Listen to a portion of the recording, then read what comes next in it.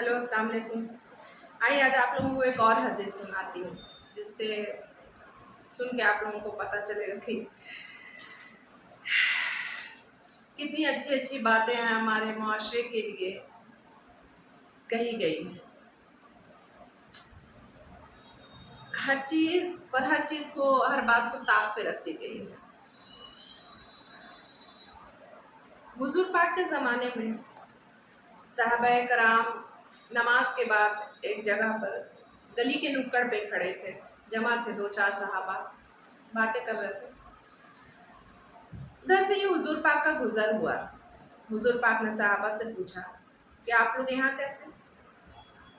तो उन्होंने कहा कि हम लोग नमाज के बाद थोड़ी देर यहाँ पर बैठकर गुफ्तगू कर लेते हैं और एक दूसरे के घर का हाल अहवाल पूछ लेते हैं। तो अल्लाह के रसूल ने कहा कि ठीक है, लेकिन जब आप यहाँ पे खड़े हो तो नज़रें नीचे करके बात करें। तो सहाबा इकराम ने पूछा कि या रसूल अल्लाह, ये क्यों? तो हुजूर पाक सल्लल्लाहु अलैहि वसल्लम ने फरमाया, वो इसलिए कि अगर कोई बदबख्त औरत हुई और आपने नज़र उठा करके ही खड़े रहे यहाँ पे, तो उससे आपको मुश्किलें होंगी, आप परेशान होंगे। और अगर कोई नेकबख्त औरत इधर से गुजरना चाहे, जो जिसके घर में राशन ना हो, छोटे छोटे बच्चे हैं, या को किसी भी वजह कर वो बाहर निकल करके काम करना चाह रही है, तो वो आप लोगों को खड़ा देख करके नहीं निकल पाएगी, उससे परेशानी होगी। तो इसलिए आप लोग जब भी खड़े हो तो अपनी नज़रें नीचे करके खड़े हो। काफ़ी अच्छी बात ना। लेकिन आज आप हालात देखिए क्या ऐसा है।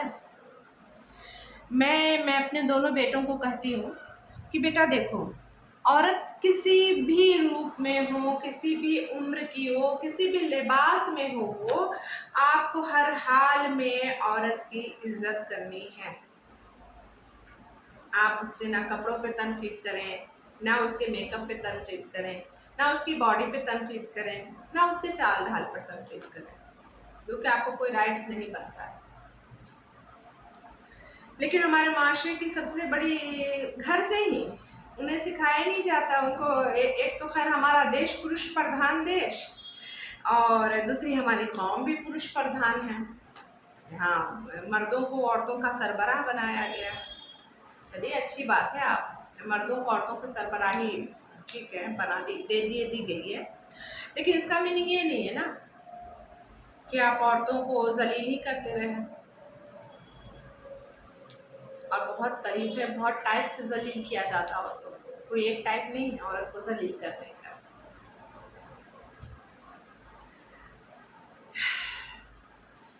तो ये सारी बातें हैं, छोटी छोटी हैं, बहुत मोटी बातें हैं, छोटी लगती है लोगों को। औरतों को रोकने के लिए, टोकने के लिए, उनको परेशान करने के लिए क्या क्या हथकंडे आप लोग अपनाते हैं। कुछ तो ऐसे आएंगे कमेंट्स पे, ऐसी ऐसी बातें करके चले जाएंगे ताकि और जलाल में आ जाए। फिर औरतों के अगर रिश्तेदार ने कमेंट पढ़ लिया तो उनको भी बुरा लगता है। माने अरे भैया, मैं फिर उनसे भी कहती हूँ कि कुछ ऐसे लोग हैं जो इस तरीके का करते हैं, और अगर कोई एक भी पॉजिटिव है आपको लेकर के, आपकी बात को लेकर के ना, तो वही आपका ताकत बनेगा। क्योंकि औरतों के ज़रिए औरतों के हक़ की बात कही गई, हक़ की बात बहुत बुरी लगती है। मैं हमेशा कहती हूँ ऐसी औरतें माशरे को बर्दाश्त नहीं होती। लेकिन खैर इसके अलावा भी कई औरतें ऐसे गुजरी हैं, और मैं तो बहुत बहुत अदना, कुछ भी नहीं है, बस जो मेरे मन में आता है, मुझे जो सही लगता है, जो ये गलत लगता है, वो मैं बोल रही हूँ, जो राइट है। तो आई होप आपको ये छोटी सी हदीस से भी समझ में आए कि उन्होंने क्या कहा था उस टाइम पर, जो कि हमारे माशरे में बिल्कुल एप्लीकेबल नहीं है, उसे बिल्कुल माना ही नहीं जाता है। मर्द हैं या लड़के हैं तो भाई साहब वो नुक्कड़ पे ऐसे तान के खड़े होंगे जैसे पूरे नुक्कड़ के मालिक हैं। और अगर औरतें उधर से गुजर गई या लड़कियां गुजर गई हैं, दादा सीटी तो देखेगा इन लोगों का। ओहो, तो ये खैर यहाँ पे जो परवरिश उनके घर की, कुछ लोगों की तरबियत की जाती है और कुछ लोगों को पाला जाता है। तो आजकल ज़्यादातर माशरे में मैं देखी जा रही हूँ सिर्फ उन्हें पाला जा रहा है, तरबियत नहीं किया जा रहा उनका।